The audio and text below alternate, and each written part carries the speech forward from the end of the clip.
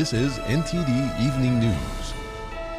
Live from our NTD Global Headquarters in New York City, here is Tiffany Meyer. Good evening, and thank you for joining us tonight. Former President Trump today toggling between the courtroom and the campaign trail after securing a key victory in Iowa. His competitors now vying for another shot in New Hampshire. NTD's White House correspondent Iris Tao has the latest on Trump's campaign. Former President Trump will be campaigning in New Hampshire tonight, where he says a big crowd is waiting. But that's after he spent his morning and early afternoon at a courtroom in New York, where a jury will decide whether he has to pay former magazine columnist E. Jean Carroll for defamation over denying her allegations about sexual harassment. Trump has denied any wrongdoing in that case and has said that he doesn't even know who Carroll is. Meanwhile, Trump this afternoon went on a posting spree on Truth Social, saying this is another witch hunt, especially given the fact that it comes right after the Iowa caucus yesterday and just ahead of the New Hampshire primary set for next Tuesday. Meanwhile, in New Hampshire, recent polling has shown that Nikki Haley is eating into Trump's lead. But Trump actually won by a record margin here in Iowa last night, as we know, leading both Ron DeSantis and Nikki Haley by some 30 points. So another win potentially in New Hampshire could really help Trump knock out the competition here, and that could explain why Trump is campaigning in New Hampshire nonstop, both rallying today as well as for the rest of the week. But his competitors, including Governor Ron DeSantis, are not letting up either. Here's what DeSantis was saying just today. Watch. Clearly, Trump would still won. I get that. But I think it was irresponsible. I mean, what's so hard to just wait for people to actually vote? Meanwhile, Nikki Haley sounding confident today that she could beat Trump in New Hampshire. Watch. He's in single digits in South Carolina and single digits in New Hampshire. He's been invisible in both states. He is not my concern. I'm going after Trump. Meanwhile, Vivek Ramaswamy, who dropped out of the race last night and went on to endorse Trump, says he will be joining Trump at tonight's rally in New Hampshire. So while we might not see Vivek holding his own events in New Hampshire anymore, we might see him campaigning together with Trump as he's now trying to convince his base to vote for Trump. Back to you. And there will be no more Republican debate in New Hampshire this Thursday. ABC News announced they are canceling the event due to a lack of candidates. 4 candidates previously qualified for the debate: former President Trump, Ron DeSantis, Nikki Haley, and Chris Christie. But then Christie dropped out of the race. Trump said he wouldn't take part in any of the debates, and Haley said she wouldn't participate without Trump. Haley said following the Iowa caucus that she would only debate Trump or President Biden, not DeSantis. After Trump's landslide victory last night, what do the results mean and how are people reacting? NTD's Arian Pastar brings you what officials across the U.S. say about Trump's victory. 2 presidential candidates already dropped out after former President Trump's landslide victory in Iowa on Monday night: Vivek Ramaswamy and former Arkansas Governor Asa Hutchinson. In his victory speech, Trump suggested others should do the same thing. I want to make that a very big part of our message. We're going to come together. It's going to happen soon, too. It's going to happen soon. Trump seems optimistic that he'll win the Republican nomination, and many would agree. Here is the Democratic governor of Illinois speaking about the results on Tuesday. Donald Trump, now clearly established as the front runner, may be likely to be the Republican nominee. And so that makes a clearer choice for people. Recognize that, and I've been saying this all along, that the Republican Party is the party of Donald Trump. Texas Governor Greg Abbott took to Twitter, writing, "Trump wins Iowa by a bigger percentage than any Republican ever. It's over." Representative Lauren Boebert also took to Twitter on Tuesday, saying Trump won't just win the primary, he'll win the general too. And here's talk show host Tucker Carlson commenting on Trump's decisive victory. Donald Trump won decisively. At this point, it's hard to see how he's not the Republican nominee, because he didn't just win last night. He triumphed overwhelmingly by a historic margin. President Biden's campaign communication director on Tuesday called Trump the embodiment of the threat to democracy. And he added, well, look, I think what you saw was turnout wasn't that high in Iowa, and what you saw was Donald Trump consolidate the extreme MAGA base in Iowa. The fact of the matter is he is running, and all these candidates are running on an agenda that's as dangerous as it is unpopular. Former President Trump is in New Hampshire now, campaigning for the state's primaries. Ariane Pastar, NTD News. More updates on Trump's legal cases. New York's top court is upholding the gag order against Trump in the civil fraud trial. The New York Court of Appeals today dismissed the appeal by Trump's legal team to remove the gag order. The court said there is no substantial constitutional question involved. The gag order barred Trump and his attorneys from making public statements about the courtroom staff. The trial wrapped up this month. Meanwhile, in the federal election case by special counsel Jack Smith, there is also bad news for Trump. The U.S. Court of Appeals for Washington, D.C. rejected Trump's petition. The former president was trying to stop Smith from accessing his Twitter feed. Smith is trying to determine when Trump used the Twitter app on his cell phone on January 6, 2021. Trump can still ask the Supreme Court to intervene. For the first time in almost 2 years, the nation's capital sees more than an inch of snow, shutting down D.C. schools and federal offices. Congress, however, is on a tight deadline with a government shutdown looming 3 days from now. NTD's Melina Weisskopf reports from the nation's capital. Federal employees got an extended holiday here in Washington, D.C. with the snowy weather. The city recorded 3.6 inches of snow, with some surrounding areas recording anywhere from 2 to 6 inches, leaving some areas on the roads slick. And these lower temperatures lingering overnight may keep this frozen snow around a little longer. This snowy weather has turned the White House's daily press briefing virtual, and the House has delayed votes until tomorrow. But the Senate can't afford a snow day. That's because the first round of federal government funding runs out this Friday, and the chamber usually takes longer to pass legislation than the House. Senators still moving ahead with a vote this evening on a continuing resolution. That is a resolution that will extend government funding for the next 40 days. This will be the third time that Congress has kicked the can down the road on funding during this fiscal year, and the House will have to take it up after the Senate, where it's sure to face some pushback from some conservative Republicans. Now, this leaves Speaker Johnson no choice but to rely on Democrat votes to get it across the finish line, a move that cost former Speaker Kevin McCarthy his job. Reporting from Washington, D.C., Melina Weisskopf, NTD News. Other major cities on the East Coast also broke a snow drought today. That's as large parts of the U.S. faced freezing temperatures that closed schools, caused power outages, and contributed to several deaths. Storms and frigid temperatures affected everything from air travel to NFL playoff games to Iowa's presidential caucuses. According to the National Weather Service, New York City's Central Park recorded more than an inch of snow on a single day for the first time since 2022. Philadelphia also ended its 715-day streak without snow. I was hoping for more. I could have done with a snow day. But it's great. I mean, snow is always nice. A little over 100,000 U.S. homes and businesses were without power, most of them in Oregon, Texas, and Louisiana. The widespread outages started last weekend. Portland General Electric warned that the threat of freezing rain could delay restoration efforts. Schools were closed for students in several major cities. At least 4 people in the Portland area died, including 2 people from suspected hypothermia. Another man was killed after a tree fell on his house, and a woman died in a fire that spread from an open flame stove after a tree fell onto an RV.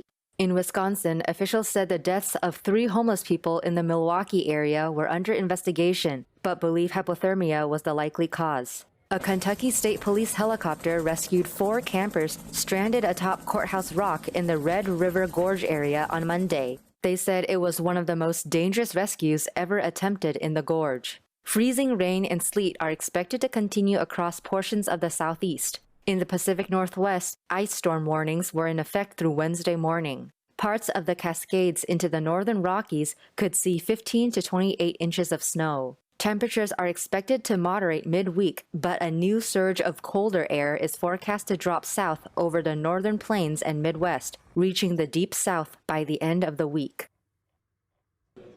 Chaos unfolding in the Red Sea. Washington today launching another strike targeting a Houthi missile facility.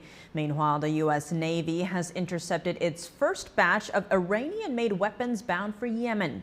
NTD's Sam Wong has the latest details. On Tuesday, the U.S. ordered another round of airstrikes against the Yemeni Houthis. They specifically targeted a cache of anti-ship missiles. This after the Iran-backed group claimed responsibility for a missile attack in the Red Sea, where a Greek-owned boat carrier was hit. No one was injured from the strike. The Houthis are now vowing to step up attacks in the region. The Yemeni armed forces will continue to prevent the navigation of Israeli ships or ships related to the Israeli enemy in both Arabian and Red Seas. Before this round of strikes was another bombing campaign spearheaded by the US and the UK, aiming to deter attacks by the Houthis. Since November, the Houthi forces have launched missile strikes on cargo ships in the Red Sea. The attack have forced some shipping companies to either avoid the trade route or pause operations. And meanwhile, a search and rescue is continuing after 2 U.S. Navy SEALs went missing off the coast of Somalia. According to the U.S. Central Command, both of them were involved in a secret operation that seized a boatload of Iranian-made weapons bound for Yemen. And 2 other countries have reportedly been targeted by Iran. In Pakistan, officials condemned Iran for the deaths of 2 Pakistani children after the regime said it launched an attack targeting a militant group called the Army of Justice. The group was founded in 2012 and it mostly operates across the border in Pakistan that have previously attacked Iranian security forces near the border region. And late Monday night, Washington condemned Iran over its strike on a northern Iraqi city. Local authorities said 4 civilians were killed in the attack. Sam Wong, NTD News. Welcome back. Accused serial killer Rex Heuermann pleaded not guilty to a 4th murder count in connection with the Gilgo Beach murders. Investigators say a DNA test connected him to a hair found on a belt used to restrain the 4th victim. The suspect already faces charges for the murders of 3 other women. He has pleaded not guilty to those charges as well. The remains of all 4 women were discovered along a stretch of Long Island's Gilgo Beach in 2010. Heuermann remains in police custody. He is set to return to court next month. Attorney and convicted killer Alec Murdaugh was back in court today for a hearing related to his push for a new double murder trial. NTD's Christina Corona has more on the story. Alec Murdaugh, who is convicted of murdering his wife Maggie and youngest son Paul in 2021, appeared at the Richland County Courthouse for a pre-trial public status hearing Tuesday. Murdaugh received 2 consecutive life sentences in March 2023, following a 6-week trial. His lawyers argue that Colleton County Clerk Becky Hill engaged in jury tampering before they found Murdaugh guilty of the double murder. They claim that she influenced the jurors by telling them not to believe his testimony and pressuring them to reach a guilty verdict. We've argued that their showing in their motion for a new trial is insufficient based on the case law for an evidentiary hearing because there is on its face no sufficient allegation of prejudice. Former South Carolina Supreme Court Justice Jean Toll decided the defense needs to prove that Becky Hill treated Murdaugh's case unfairly. I have set an evidentiary hearing because I felt like we had to have some brackets on the time we will spend on this matter. Toll mentioned that she won't inquire about various allegations against Hill, such as misusing public funds and plagiarism in her book on the Murdaugh case. Tuesday's conference comes ahead of Murdaugh's hearing on January 29th. Murdaugh is currently serving life imprisonment without parole. Christina Corona, NTD News. A federal judge blocked JetBlue's multi-billion-dollar purchase of Spirit Airlines today. The judge outlined numerous concerns in his ruling, including increased fares for Spirit's customers who often rely on the airline's cheap prices. The Justice Department sued to halt the proposed deal last spring, arguing at the time the merger would result in fewer choices for travelers as well as higher fares. However, JetBlue claimed the merger would actually work to lower fares. JetBlue and Spirit both say they disagree with the ruling and are evaluating their next steps. The World Economic Forum's annual meeting is underway, where the most powerful people from all over the world gather together. What are they doing, and what exactly is the World Economic Forum? NTD's Virginia Gibson has more.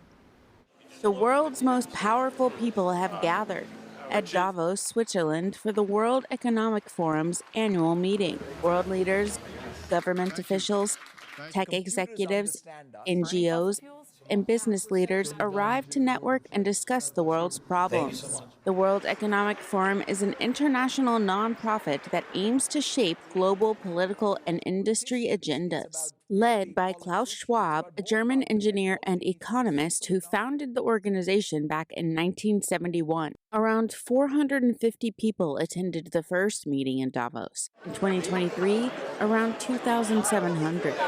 It was like one of the greatest experiences, not just about the venue and what it means to get to Davos with all the snows and all the environment, but also the opportunity to bump into some of the most powerful people or decision makers around the world. John Paul Laurent was invited to attend Davos back in 2020 to speak about his nonprofit called Unspoken Smiles, an organization aimed at fighting oral disease. At events like these, Laurent is able to network and build strong partnerships. You literally next to you some of the most powerful and famous people, and you have the opportunity to pitch to them if you are ready and you really know what you want to do and accomplish from this event. The main theme of Davos 2024 is rebuilding trust in the future. Two key parts of that include dealing with artificial intelligence and climate change. People must pay thousands of dollars to become members. They paid a total of $42 million to go to Davos in 2023.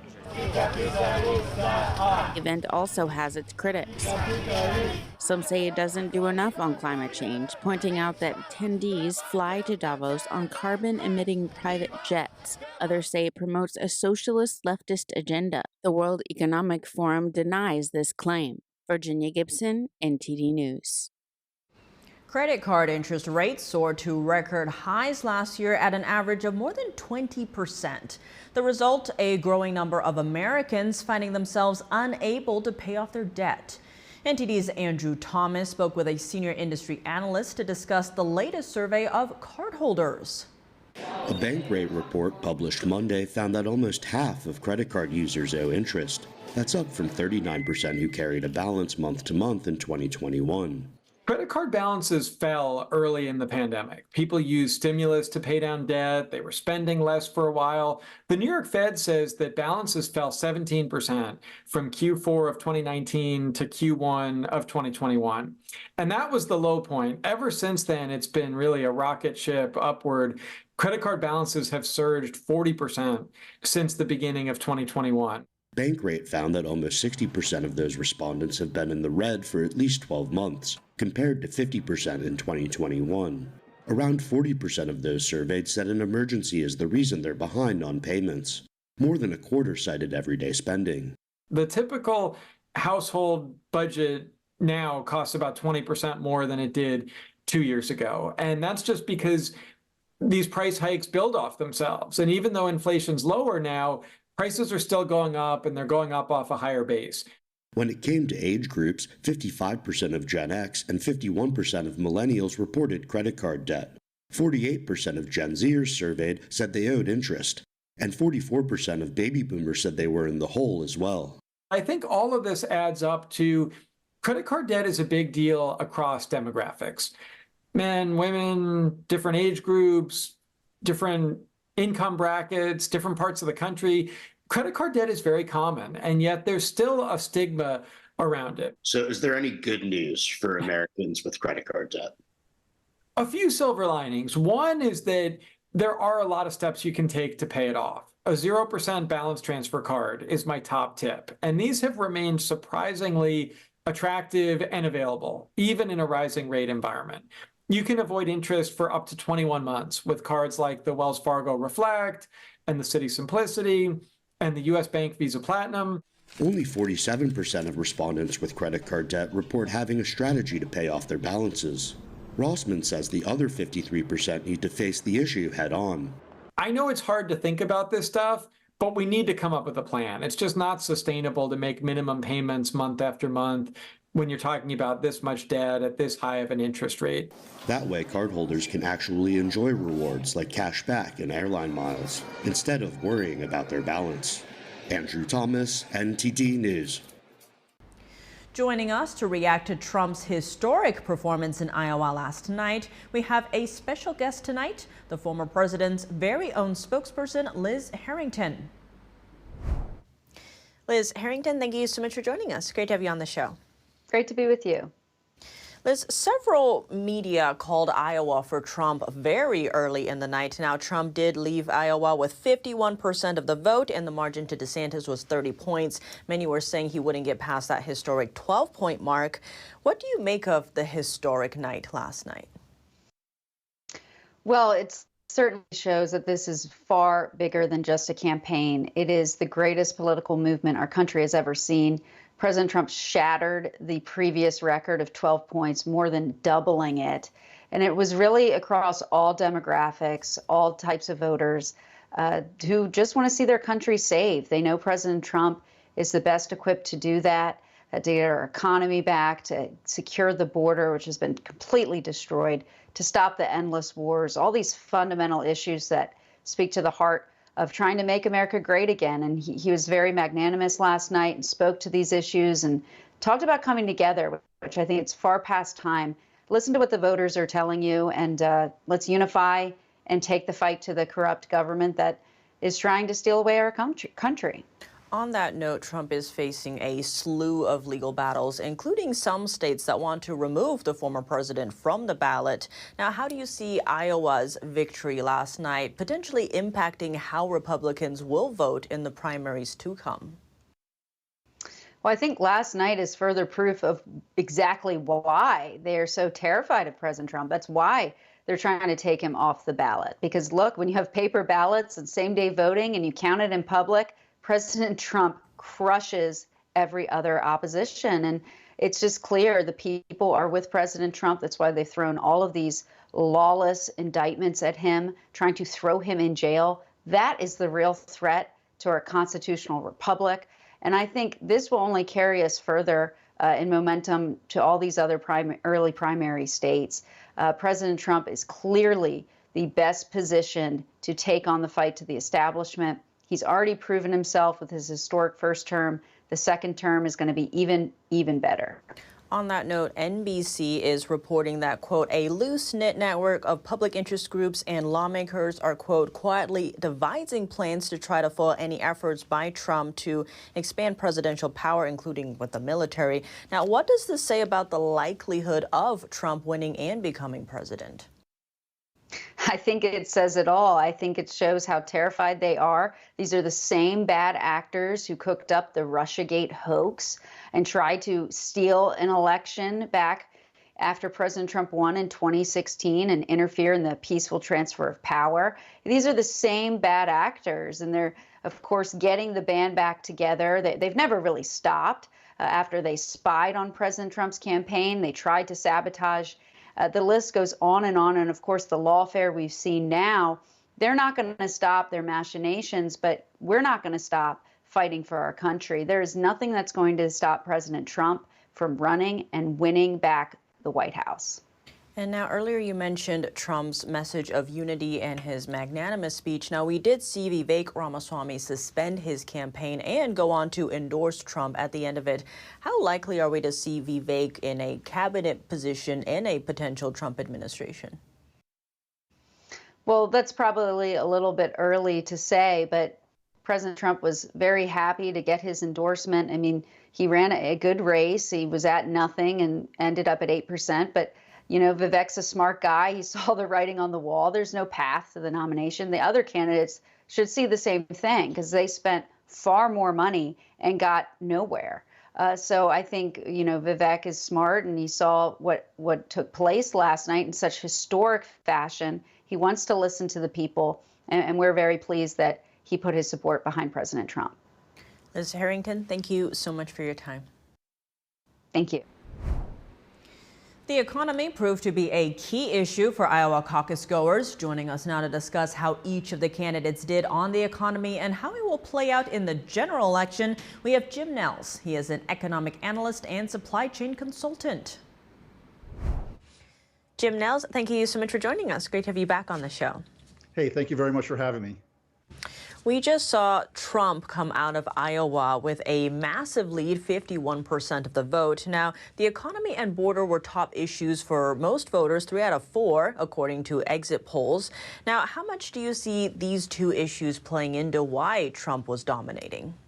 Well, I tell you, he dominated. He was like Mike Tyson in his prime, just destroying the competition in a manner that really wasn't even fair if you looked at it. The record that he set with 51% of the vote, beating the number 2 person by 30 points, more than doubling Bob Dole's record that Bob Dole set back, I believe it was in 1996. And it showed that America wants a president who's going to put Americans first. They want someone who's going to be concerned about our border, not the border of Ukraine. And they want to bring our economy back to what it was during the Trump presidency. If you look at the economy under Trump pre-COVID, it was humming along like a well-oiled machine. And then all of a sudden now that really nice well-oiled machine has a bunch of dents in it. It hasn't had an oil change in quite some time. And it's not running very well. What we'll see another Trump presidency is that he'll get the economy back on track by doing a number of things. He'll unleash America's energy potential and make us energy independent once again. He's going to get more Americans back into the workforce. If you look at the last jobs report, we had lost over 600,000 Americans from the workforce from November to December of 2023. They just said, I don't want to be here anymore. I'm not going to do it. He's going to get them back in there, and he's going to unleash the power of American businesses to create new jobs, not doing what we're seeing in the current administration, which is just filling the jobs that were lost during COVID. And I think that the last thing that we're going to see with the economy is that you're going to have the Americans start to think again like we were thinking in 2016, 2017, 2018, 2019, which is we can do anything. And that spirit's been lost now, but you saw it come back again last night in Iowa. On that note, polls from a week ago across racial groups show that the economy is a top priority. Even among young voters from a poll from 3 weeks ago, the economy is still a top priority there. Given that, how much will the general elections result hinge on this issue of the economy? I go back to 1992 and James Carville when he said it's the economy stupid, and it still is the economy stupid. If you're sitting around your kitchen table trying to figure out which bills you're going to not pay at the end of the month because you don't have enough money, you don't want to hear a president tell you how good things are. You don't want to hear a talking head who never leaves the Washington bubble tell you that, no, you just don't understand how well the economy is doing. If you can't afford your grocery bill, your heating bill, your rent, and to put gas in your car, guess what? You're going to vote for change. Now, you did lay out part of Trump's plan for tackling, say, the current economic state. Now, have other candidates laid out a viable plan to tackle the economy, or have we really only heard from Trump? You've really only heard from Trump about how to fix the economy. Ramaswamy talked about it a little bit, but his is all about decoupling from China, which makes a lot of sense, but that would, in the short term, hurt the economy, not help the economy. Trump is the only one that's laid out a plan. Nikki Haley has pretty much just talked about all the countries that she wants to bomb, and all DeSantis has really done is said Florida, Florida, Florida over and over again. And he did a good job in Florida, but it did not translate to the national scales, especially when you consider how much money they spent per vote. Trump only spent $340 per vote in Iowa, where DeSantis spent $1,700 and Haley spent $1,800 per vote. So it shows that you don't have to spend a lot of money if you have a message that resonates with the American people. America first and fixing the America's economy is what resonates with the people right now. Jim Nels, thank you so much for your time. Have a wonderful evening. Thank you. Welcome back. Traditional oil painting on display at NTD's 6th International Figure Painting Competition in New York City. This year's exhibition features over 60 paintings from more than 50 artists worldwide. Let's take a look. After more than a year of preparation, the 6th International Figure Painting Competition hosted by NTD brought together over 100 artists from 4 continents. After careful selection from the judges, more than 60 pieces from over 50 artists were chosen for the finalist exhibition. The art is currently being exhibited at the Salmagundi Club in New York City. The motivation behind this oil painting is seeing the citizens of Hong Kong willing to make a choice between good and evil for the sake of Hong Kong's freedom and their own will. Zhang Kunlun is one of the judges and also a renowned sculptor. He says the competition has an important mission. This competition showcases the traditions of divine culture, and that's what we want to do, to express truth, goodness, beauty, purity, and brightness. Richard Yin is the deputy director of the NTD competition series. Through our joint efforts, we can help elevate humanity's realism art to its peak. As one of the top realism oil painting competitions in the world, the competition promotes the traditions of pure and beautiful oil paintings and has received high praise from artists worldwide. I think for every artist an honor to be part of this event because, you see the quality of the paintings and also the meaning. Everybody took so much effort and worked on themselves so hard, I think. If you want to reach this level, you have to put a lot of effort and dedication into your work. The award ceremony will take place on January 18th and will be free for the public. The paintings will be on display until January 19th. And now for your sports news, we're joined by NTD's Dave Martin. Dave, the first round of NFL playoffs is over, but looking ahead to next weekend, what stands out to you? Yeah, Buffalo, Kansas City stands out for sure. This will be the third time in the last 4 years these two have met in the postseason. But it's the first time this will be played in Buffalo. And believe it or not, this will be Patrick Mahomes' first ever playoff road game. And he's been to 3 Super Bowls already, winning 2 of them. In any case, these two had an exciting first 2 matchups. The last one might never be topped. 4 lead changes in the final 2 minutes of regulation. I mean, that's on a short list of best playoff games ever. Now, the other AFC matchup, it's at least intriguing because we're not sure what to make of either team after the Ravens' lack of recent playoff success and the Texans' lack of success of any kind. So it's really kind of gone under the radar.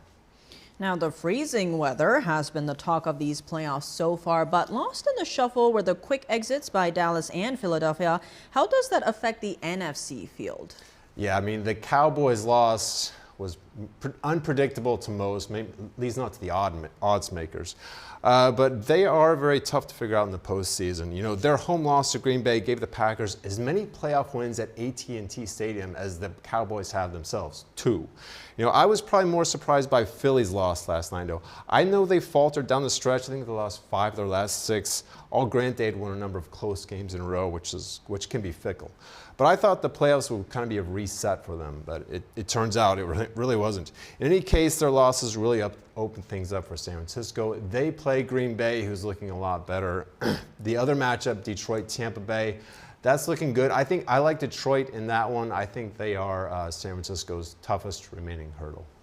Well, now, elsewhere in the league, the Associated Press is reporting that Jim Harbaugh interviewed with the LA Chargers about their coaching vacancy, yet he is still Michigan's coach. Is this an unusual circumstance? Well, it's probably an awkward circumstance anyway.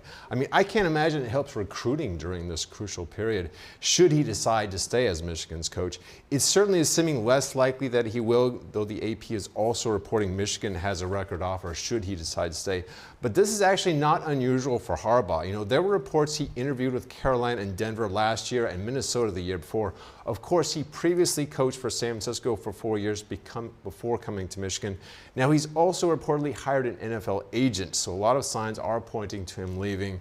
It would seem Michigan is kind of in a limbo right now while he decides.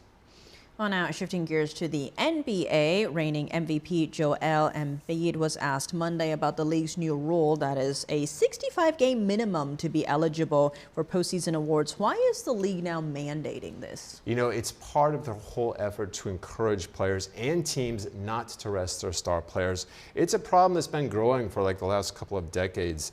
The league actually released a study last week that showed that star players missed an average of 10 games per season in the 80s and 90s. That number has jumped all the way to 24 this decade. It's part of an effort to keep players rested for the playoffs so teams and players, like it. But the league doesn't because fans, they're not going to be happy paying hundreds of dollars for tickets to see their favorite players sit on the bench, of course.